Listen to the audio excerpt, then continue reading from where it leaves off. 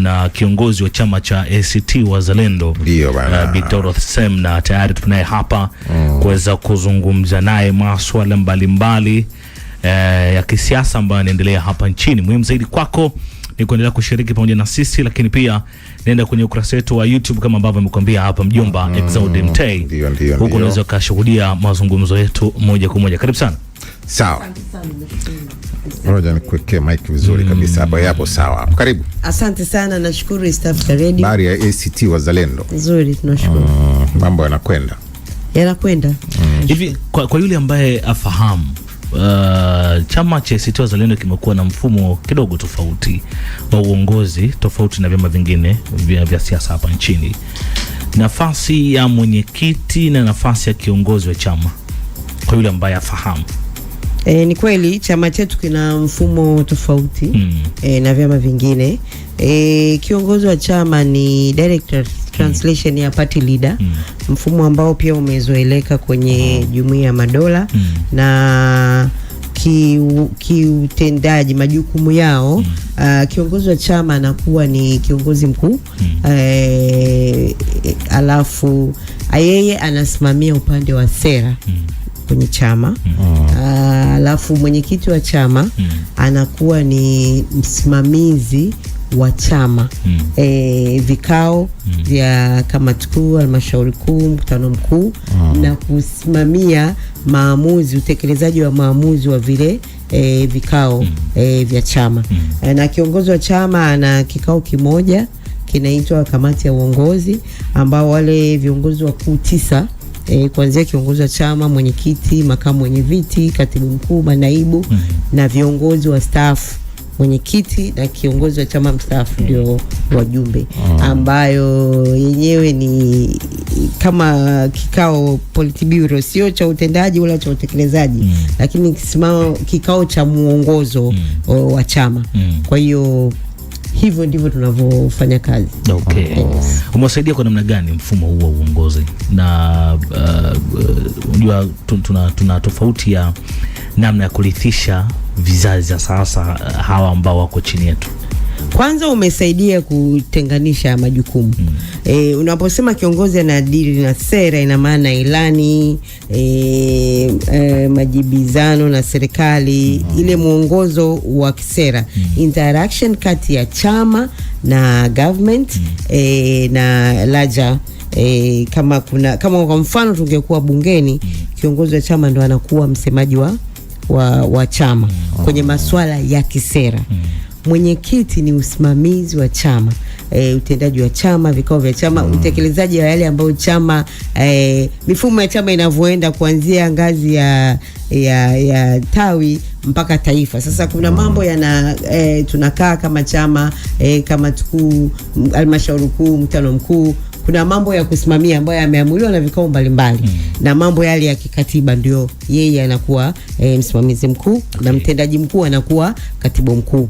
Kwa hiyo tumepata pia wigo mpana wa kuwa na viongozi, tuseme viongozi 2 au 3 wa juu ambao wanaendelea kutekeleza majukumu yao katika sphere tofauti.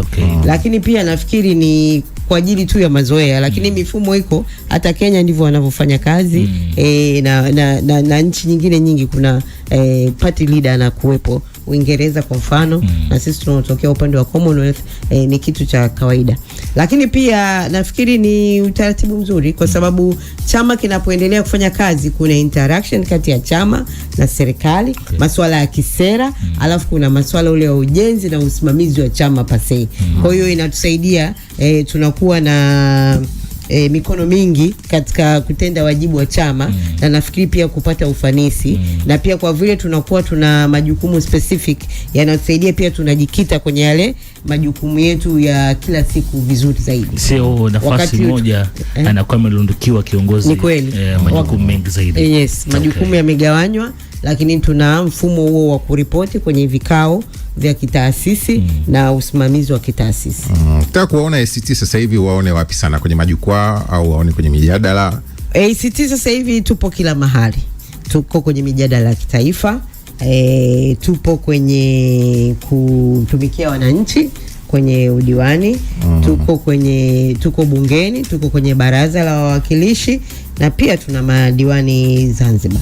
Lakini pia mifumo ya chama inaendelea kufanya kazi zake katika kuwasemea wananchi. Viongozi wa majimbo, viongozi wa mikoa, viongozi wa kata wanaendelea kufanya majukumu yao kama chama makini cha upinzani, chama ambacho kinatarajia siku moja kuja kushika hatamu za uongozi. Hapo kwenye mjadala mkubwa unaoendelea kwa sasa ni kila mtu anajaribu kutoa mitazamo yake kuhusu kuelekea kwenye kinachoitwa maridhiano. Wapo vyama vya siasa, kana rais na nyewe pia mlikuwa na uwakilishi pale.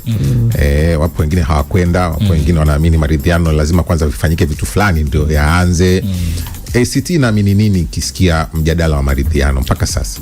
Kwanza ACT imekuwa mapema sana imeelezea msimamo wake. Tunataka nini kitokee baada ya Oktoba 29 na masuala yale muhimu ambayo tunahitaji majibu kama taifa, tunahitaji yaende kwa mfumo upi. Sisi tulisema mazungumzo yoyote, maridhiano yoyote atakao kuwepo, msingi wake uwe katika ukweli, haki na uwajibikaji. Lakini tulienda mbali, tunajua kumekuwa na hitaji kubwa sana la katiba mpya ya wananchi katika nchi yetu. Limekuwa ni dai la siku nyingi ambalo bado halijafikiwa. Sisi tulitaka kwanza serikali itoe roadmap kwamba tunaipataje hii katiba, lakini pia mchakato huo, sehemu ya mchakato wa kupata katiba mpya iwe kuna kikao cha kitaifa, national consultative meeting ambao tutakaa na kujadili yale masuala ya msingi ambayo tulipata mtanziko ambayo ilikuwa yajaamuliwa. Tulikuwa tunabishania, tunavutana huku na huku kama taifa, ambayo tujui hata leo tukiambiwa kwamba sasa tunaanza mchakato wa katiba mpya hatuna mwafaka. Kwa hiyo tutafute huo mwafaka wa kitaifa. Lakini pia tulitaka kuishwa kwa sheria ya kuipata katiba mpya, mchakato wa katiba mpya na sheria ya kupiga kura za maoni. Lakini sisi ACT tunaona njia bora pia kupata katiba mpya ni kuchukua ile katiba ya Warioba, katiba pendekezwa na mawazo yaliyoko sasa, mambo gani yanataka kuboreshwa, na tuwe na kikosi cha wataalamu ambacho kitapitia, kitachakata na kitakuja sasa na draft ya hiyo katiba mpya. Na baada ya hapo sasa tuende tukapige kura ya maoni kwamba wanaoitaka na wasioitaka. Lakini pia tunaendelea na dai letu ya kupata tume huru ya uchaguzi, na pia maboresho mengine yote ambayo yamekuwa ya muhimu na ya msingi hasa baada ya Oktoba 19, masuala ya uchaguzi, masuala ya kiutawala, masuala ya kijamii ambayo yanahitaji sasa tukae chini kama taifa, tujadili, tukubaliane, tufanye maboresho ya kisheria mbalimbali na hatimaye tuhakikishe kwamba Oktoba 29 haitatokea. Lakini tuhakikishe kwamba tunajenga taifa la kidemokrasia kama tulivyoamua, na tunaweka misingi imara ya kuwa na demokrasia ya vyama vingi, demokrasia ambayo italindwa, itaheshimiwa na itasimamiwa, na mwisho wa siku itakuwa ni faida kwa wananchi wa Tanzania. Umetaja tunazungumzia maridhiano na ACT mwaka jana ilishiriki uchaguzi pamoja na changamoto ambazo mlizipitia kwa ngazi ya mgombea urais wa chama chenu huku bara tofauti na kule visiwani. Ukizungumzia maridhiano, mnajutia bara kuingia kwenye uchaguzi na kile ambacho kilitokea? Hatujuti chochote. Sisi ni chama cha siasa na wajibu wetu, kipimo cha chama cha siasa kinaenda kupimwa wakati wa uchaguzi. Haina maana kwamba tuwe na uchaguzi mbovu, tuwe na mifumo ambayo haiwezeshi kuwa na uchaguzi huru na haki, alafu sisi tukasusia. Kususia haijawahi kuwa jawabu kwenye masuala ya kisiasa. Badala yake tuliingia, tulienda kuonesha sehemu gani kuna upungufu, tulienda na mkakati wa kulinda kura, na kuna maeneo tulifanikiwa sana. Na hata leo tunapojadili masuala mengi ya uchaguzi ni kwa sababu sisi tumeenda, tumeona na tumekuwa na ushahidi mambo gani yalienda ndivyo sivyo. Kwa hiyo hakuna cha kujutia, lakini uchaguzi ni zoezi la wananchi. Ni haki ya wananchi kuwa na chaguzi huru, haki na za kuaminika. Kwa sisi tuliendelea kusimama na wananchi na kulinda thamani ya kura.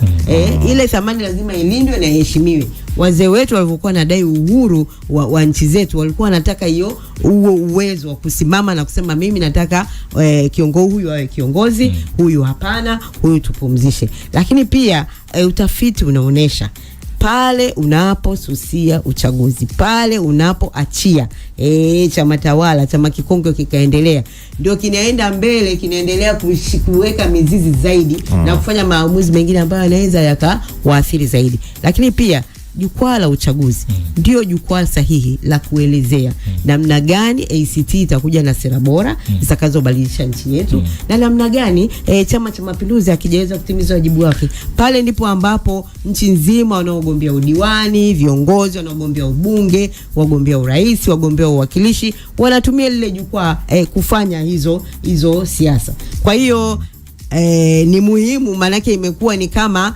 tulifanya kosa. Hatukufanya kosa lolote, tulienda kwa ni haki yetu kwenye uchaguzi. Sisi ni chama cha siasa, ni haki yetu kusimama na wananchi, na tumeona matokeo yaliyotokea, na sisi tunaona kwamba tumekuwa sehemu ya kuleta kwa wananchi, na tutakuwa sehemu ya kusema nini kiboreshwe, tukiwa na ule uzoefu wa kilichotokea Oktoba 2025.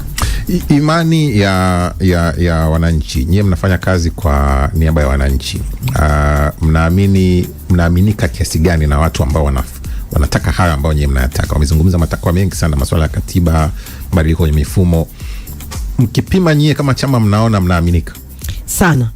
Kumbuka sisi ni chama kichanga kuliko vyote Tanzania. Sisi ni chama tulichozaliwa mwaka 2014. Katika vyama vingine vyote vimesajiliwa kabla yetu.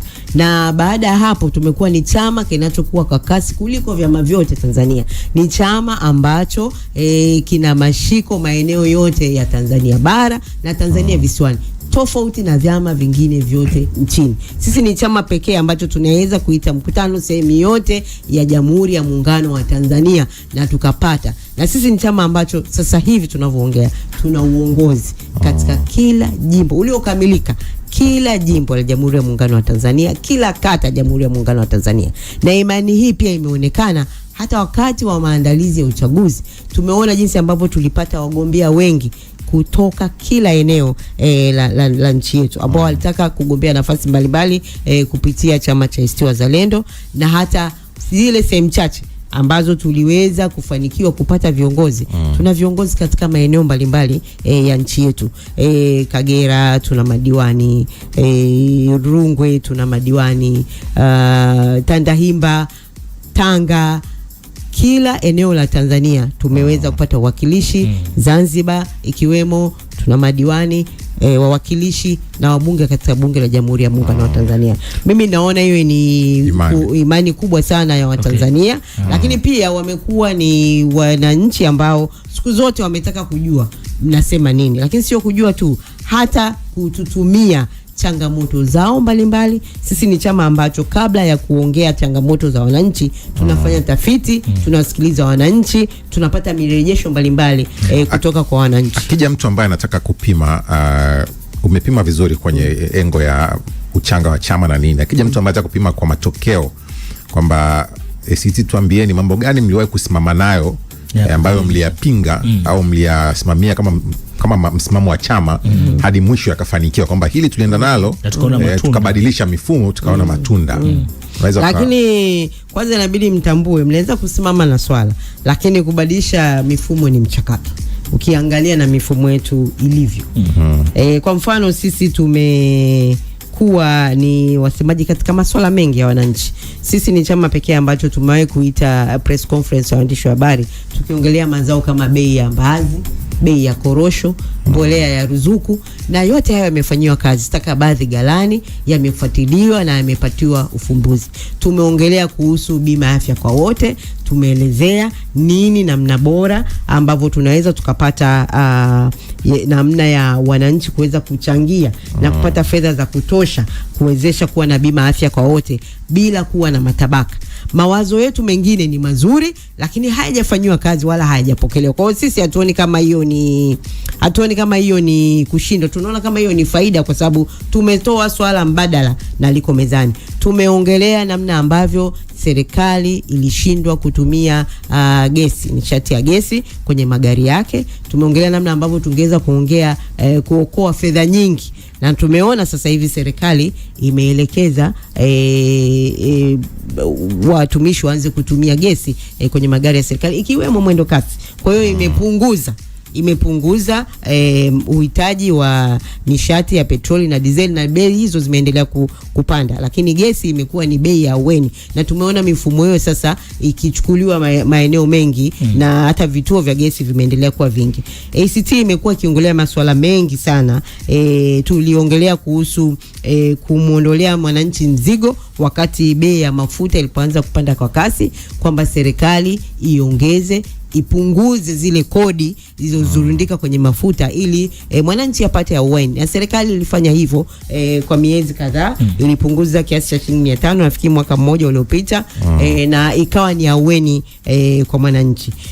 Masuala ni mengi, na kipekee sana sisi tumeenda mbali, tumetengeneza baraza kivuli la mawaziri kwa kuona uchache wa wabunge wa upinzani katika bunge la Jamhuri ya Muungano wa Tanzania. Kwa hiyo tumeongeza wigo wa watu wanaoongelea kuhusu sera na changamoto mbalimbali za wananchi kila siku katika maisha kila siku, wakiwa sambamba na vyeo vya mawaziri walioko bungeni. Kwa hiyo tumekuwa tukitoa bajeti mbadala kwenye hizo wizara, na kutoa bajeti mbadala ikiwepo nini kifanyike ili kuboresha, kupunguza makali ya umaskini kwa wananchi, kuboresha masuala ya vijana. Tumesimama kwa mfano na swala la ruzuku iliyotolewa kwa vijana ya bilioni 200, kwamba utaratibu uwekwe kila kijana aweze kupata hiyo fedha. Kuwe na utaratibu ambao tunaweza tukapima na kusema kwamba hii ilikuwa ni wazi, hii ilikuwa ni rahisi kwa vijana wote kufikiwa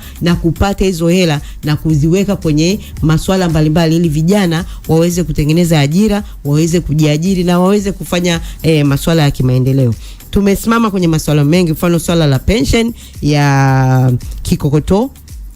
Tunajua kikokotoo kilibadilishwa na badala yake kikaenda kupunguza ile fedha anayochukua ile ya mkupua anayochukua mwananchi, lakini pia kiasi cha fedha ambacho angeendelea kupata kila wakati kwa ajili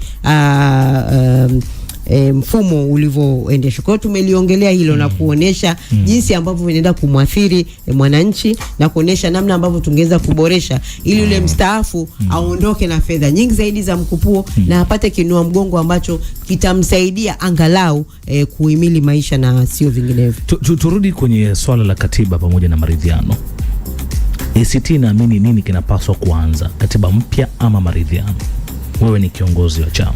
Sisi tunaamini kwamba tunapaswa kuwa na mchakato wa mazungumzo kwanza kuelekea kwenye maridhiano. Na katika hayo, moja litakalowekwa kwenye mjadala mpana wa kitaifa ni tunataka katiba ya aina gani. Yani hakuna cut off point kwamba kianze hichi kisianze hichi. Mambo yote yanaweza kaanza kwa pamoja, ni sisi kujipanga. Lakini sisi kama nilivyoeleza hapo awali, tumeelezea ni namna gani tunaona mchakato wa katiba mpya uende. Usianze tu kwamba tunaenda tu kuanza kusema kwamba haya tunataka nini, tunataka, lakini tukubaliane. Lazima kuwe na makubaliano ya kitaifa ambayo itakuwa na mjadala mpana kama sehemu ya hayo mazungumzo, kwamba watu wanataka nini, katiba mpya hiyo iweje, na tukubaliane masuala ya msingi. Nani anayekwamisha mchakato huu kukamilika, pamoja na ushauri ambao mmekuwa mkitoa na wadau wengine wa kisiasa ambao wamekuwa wakitoa ushauri kuhusiana na masuala ya katiba mpya pamoja na swala maridhiano? Mnaona nani kikwazo kikubwa na mkwamo uko wapi? Unajua hali tuliokuwa nayo kama taifa, kwanza tuko kwenye mtanziko wa kisiasa.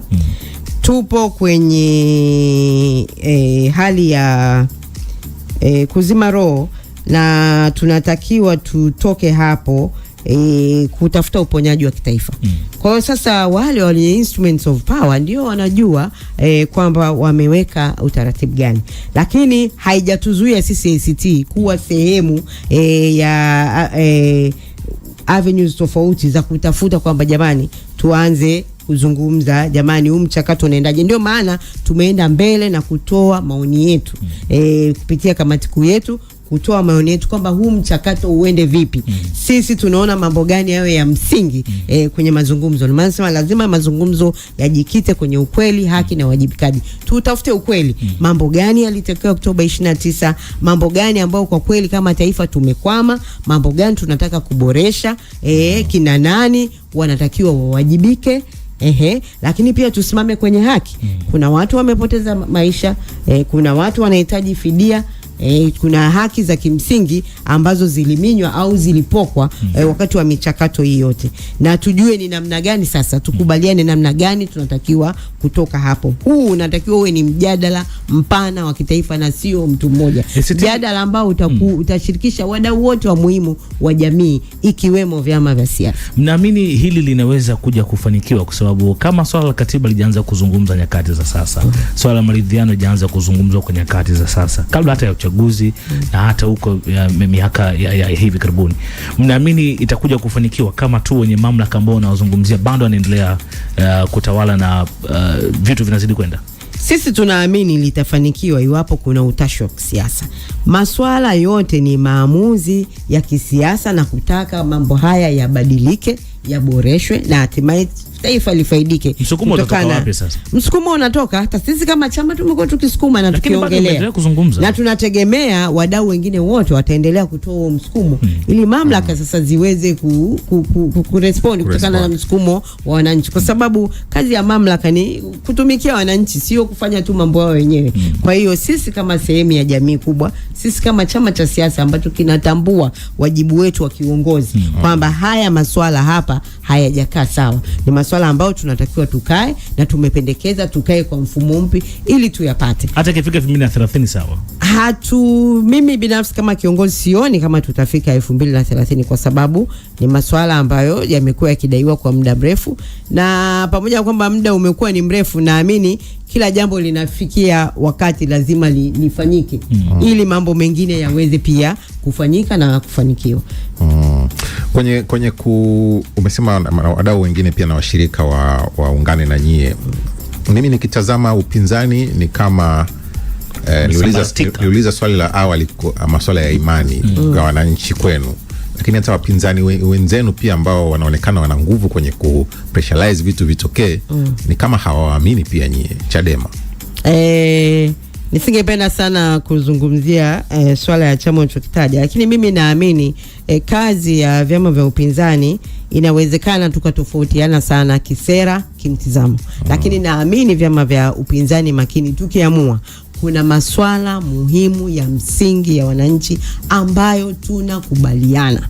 Tunaweza tusikubaliana kwenye mambo yote, lakini yale machache ambayo tunakubaliana nayo ni muhimu tuyafanyie kazi, tufanye kazi pamoja ili kuweza kusukuma hayo mabadiliko. Hakuna sifa kwenye kupishana, hakuna sifa kwenye kugombana, kulumbana kusikokuwa na tija.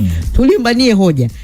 Kuna wakati sisi tulisema tulikuwa tuna kampeni ya kuchagiza uwepo wa tume huru kuelekea katiba mpya. Wenzetu waliona hapana, katiba mpya kuelekea tume huru. Sasa tumefika hapa tulipofika, na wenyewe wanaitaka katiba mpya kama nimewasikia vizuri. Wanataka michakato, wanataka tume huru ya uchunguzi, wanataka ukweli, haki, uwajibikaji. Kwa hiyo kuna maeneo ambayo tunaongea lugha moja. Na pia kama vyama vya siasa makini hasa vya upinzani, hatupati sifa yoyote kugombana au kutoaminiana au kutofahamiana. Nafikiri sifa nzuri tutaipata tukija pamoja, tukikaa pamoja, tukichagua mambo ya msingi ya wananchi na tukaendelea kuwasukuma pamoja. Na siku zote tunafahamu umoja ni nguvu. Maswala ya kuaminiana au kutokuaminiana yatakuwepo tu, na ni maamuzi pia, kwa sababu unafahamu hiki ni chama kilichotokana na changamoto za ndani za chama cha hicho cha Chadema.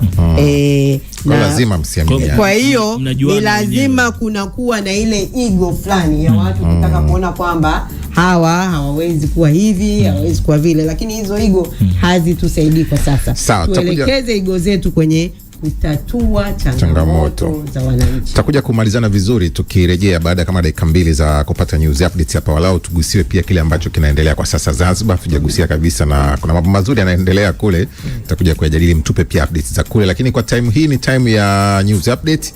Tunarudi hapa kwa ajili ya kumalizia interview, baadaye kidogo tunarejea. Wala usiondoke, kana sisi maoni yako tuandikie kupitia live kwenye ukurasa wetu wa YouTube wa East Africa Radio.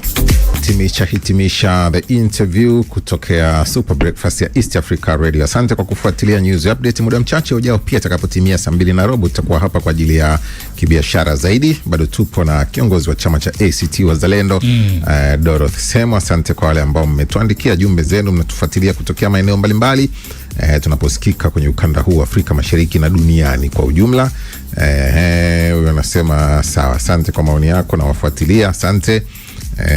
Na wengine wote ambao mnafanya hivyo. Tupo live pia kwenye ukurasa wetu wa YouTube wa East Africa Radio. Nenda pale pia, andika maoni yako, tutakuwa tukiyaona. Tumekuahidi kwamba tukirudi tutahitimisha mazungumzo haya kwa kuangalia kile ambacho kinaendelea Zanzibar. Zanzibar kiongozi ni sehemu ambayo pia ACT mnaendesha au mpo kwenye mchakato. Sasa tulizungumza hapa kwa tunabishana na watu kwamba ni kuanza kwa mazungumzo ya mchakato wa maridhiano, ni kuanza kwa maridhiano, kuanza kwa mchakato, au ndio maridhiano yamekamilika. Kila mtu anatafsiri kivyake. Mtarudi tena mezani mara baada ya kile ambacho kilitokea? Ni kuanza kwa utekelezaji wa ajenda ambazo ni matokeo ya mazungumzo ya miezi 8 yaliyofanyika, na mojawapo liloko juu katika ajenda yetu ilikuwa ni kuwa na tamko la pamoja la vyama lilivyosainiwa kwamba tukienda kwenye utekelezaji tunaenda kutekeleza kitu gani, masuala gani ya msingi ambayo tunaenda kuyafanyia kazi. Kwa hiyo tofauti na miaka mingine, sasa hivi michakato hiyo kwamba tunakwenda kukaa chini kutekeleza hizi ajenda zimetoka kwenye ndani ya vyama vyetu vya siasa. Ndio maana pale mliona manaibu makatibu wakuu wamesaini, lakini pia kulikuwepo na uwepo wa serikali ya Mapinduzi ya Zanzibar. Ndio maana lile tamko lilisomwa na katibu mkuu kiongozi wa Zanzibar. Kwa hiyo ni mchakato ambao unaendelea, na sasa tunaenda kwenye kutekeleza zile ajenda ambazo za ajenda zinahusu masuala mbalimbali, mabarusha ya katiba na sheria mbalimbali, na huo utekelezaji utakuwa na kamati maalum ambayo kamati itaundwa kisheria ili iweze kupimwa kwamba hii imetekeleza hivi, hii ajenda imefika mwisho, maamuzi ni hivi na masuala kama hayo. Kwa sasa tuna kitu ambacho kinaenda kufanyiwa kazi kwenye ajenda, kwenye majenda kwamba haya ndio mambo tunaenda kuyafanyia kazi na sio vingine. Exodi, nilikuwa nataka nimuulize hapa kiongozi Dorothy, wakati mmetoka kwenye yale makubaliano ya awali, tulianza kumuona Osman Masoud akitoka na kuzungumza na makada wakati wa kipindi kile zuio ndio limeanza la kuto kufanyika kwa mikutano, na akaanza kuzungumza yale ambayo mlikuwa mmekubaliana kwenye vikao. CCM akatoka akasema haikupaswa kuwa hivyo. Je, na tena sio alitoka tu, tulizungumza hapa na Mbeto wa CCM akatuambia ACT wanakwenda mbele, sisi kuna mambo ni asiri mpaka yakamilike ndio yawekwe wazi. Kuna siri kwenye mlichokubaliana? Sisi ndio tunavyofanya kazi kwenye masuala yote. Ni lazima wanachama wetu wafahamu nini kinaendelea kabla hatujaenda kwenye hao mazungumzo. Na wakati michakato inaendelea, tulikuwa kila wakati tunarudi kwa viongozi wanachama wa upande wa Tanzania Zanzibar na kuwaeleza tumefika kwenye hatua gani. Wale ndio waliotutuma. Sisi hatujajipeleka tu kwenye mazungumzo, tunaenda pale kwa niaba ya wananchi, kwa niaba ya watu. Na yale maswala hayana usiri wowote, ni maswala ambayo yamekuwa yakilalamikiwa kwenye majukwaa, yamekuwa yakiongelewa, na ni ajenda ambayo ipo wazi, ndio maana ikawepo pale na ikasainiwa. Sasa kama kuna mambo ya siri labda ni yaliyotokea kwenye vikao na nini, lakini matokeo ya kilichofanyika ni lazima wanachama wetu wafahamu. Ila kutokea pale hamkuendelea tena kuzungumza? Hapana, tuliendelea kuzungumza, vikao viliendelea. Tulifanya vikao Zanzibar, tutoka Zanzibar tukakutana na viongozi, vikao vya ndani, na tukaenda Pemba tukakamilisha kuwapa taarifa constituency yetu ambao ndio wanataka kujua mambo gani yanajiri, na pia kuwaandaa. Huu mchakato ni mchakato wa wananchi, sisi ni wawakilishi tu, kuandaa kwamba baada ya hapa tunaenda wapi, kwa sababu kumbuka hawa ndio waliosubiri miezi 8 yote mpaka tukafikia hapo, na lazima wajue sasa kutoka hatua hii tunaenda hatua gani. Ni lazima uweze kumanage expectations za watu wako, watu wajue kwamba ndio viongozi walituambia kwamba huu ndio mchakato unaoendelea, na imekuwa ni jambo la kawaida hasa kwa upande wa Tanzania Zanzibar, kwa utamaduni wanavyofanya siasa. Hayo mambo kuwa yanajadiliwa, hakuna kigeni kwa mwananchi, na wananchi ndio walotusukuma sasa, hebu nendeni mezani mkazungumze. Kwa hiyo wananchi wana haki ya kujua mmefika wapi na kinaendelea nini na tutegemee nini. Lakini pia haya mchakato unaoenda kuendelea, ajenda zote zinawahitaji wananchi kama sehemu aidha ya kuridhia, ya kujadili, ya kutoa maoni. Kwa ni lazima wafahamishwe ili wawe sehemu ya kuhakikisha yale tuliokubaliana yanakwenda. Baadhi ya vyama vya upinzani ambavyo sitaji tena kwa majina, lakini ambao hawana imani na nyie sana na tumeshajadili. Niliona juzi moja kati ya kada akasema ACT ni kama wamejimegea kipande cha Zanzibar. Unadaije maridhiano na unaanza mazungumzo ya kuelekea kwenye maridhiano Zanzibar wakati hali iko shwari kote? Unadaije katiba, unaweka takwa la katiba Zanzibar wakati huku kote bado? Kwa nini usidai ya pamoja? ACT mmejimegea kipande ambacho mmejipata nacho. Lakini lazima pia Watanzania tuelewe muktadha wa siasa za Zanzibar. Zanzibar wana rais, Zanzibar wana katiba yao, Zanzibar wana tume yao ya uchaguzi, na Zanzibar wana uchaguzi wao tofauti na uchaguzi wa kwetu. Kwa hiyo kuna uchaguzi unaosimamiwa na ZEC wa rais, wawakilishi na madiwani, na kuna uchaguzi unaosimamiwa na NEC wa rais wa Jamhuri ya Muungano wa Tanzania na wabunge. Kwa hiyo tusichanganye mambo. Yale mambo yaliyojadiliwa pale ni ni masuala yanayohusu Zanzibar. Na kama tunaweza kuchukua funzo au kuchukua mifano mzuri kwamba Zanzibar wamewezaje, ACT ikiwa sehemu ya kufikia hiyo michakato, kufanya hiyo michakato kwa kusimamiwa na marais wetu wastaafu wa Zanzibar, Mheshimiwa Rais Amani Abedi Karume na Mheshimiwa Daktari Shein. Ni vizuri tukasoma hilo na tukachukua hilo, na pia utulivu na hekima zilizotumika kufika hapa tulipo. Lakini tutambue pia kwamba ule ni mchakato tofauti na huku. Mageuzi au mabadiliko ya katiba ya Zanzibar hayana uhusiano wote na maboresho na katiba ya Jamhuri ya Muungano wa Tanzania. Vyombo vinavyofanya hivyo kazi ni tofauti. Maswala ambayo yanaleta ukinzani na ukakasi Zanzibar ni tofauti. Yanaweza kafanana kwa uchache, lakini kuna maswala ambayo ni unique kwa Zanzibar. Lakini pia kumbuka Zanzibar ina historia ya mazungumzo tangia mwaka 2005, 2001. Kumbuka yalitokea maafa Zanzibar. Kwa hiyo kumekuwa kuna utamaduni mwingine tofauti ya namna mazungumzo mbalimbali yaliyofanyika. Tuliletewa pale Chief Enyeka Amaoku kutoka Commonwealth, na kukawa na mwafaka 1, mwafaka 2, mwafaka 3. Kwa hiyo mengine yote haya yaliyofanyika Zanzibar yamejengewa msingi tofauti na uzoefu wetu wa bara. Kwa hiyo imewezekana kule kwa sababu ya uzoefu, kwa sababu ya utayari, lakini kwa sababu pia ya historia ya siasa zinavyofanyika Zanzibar ukilinganisha na Jamhuri ya Muungano wa Tanzania. Kuna wakati mlishawahi kutembelea Chadema? Ndio. Mazungumzo yale yana matunda yoyote na ule urafiki wenu na Chadema? Wewe ndio ulienda na ulikwenda wewe? Ni kweli sisi hatujawahi kuwa maadui na Chadema. Vyama vya upinzani makini tunazungumza, na kumbuka kuaminiana kote. Kuaminiana ni swala ambalo linatakiwa lijenge. Trust hujengwa, na trust ni kitu ambacho kama mnakitaka mnaweza mkatengeneza maeneo mkaendelea kuboreshana na kuvumiliana jinsi mnavyokwenda na kufanya kazi pamoja.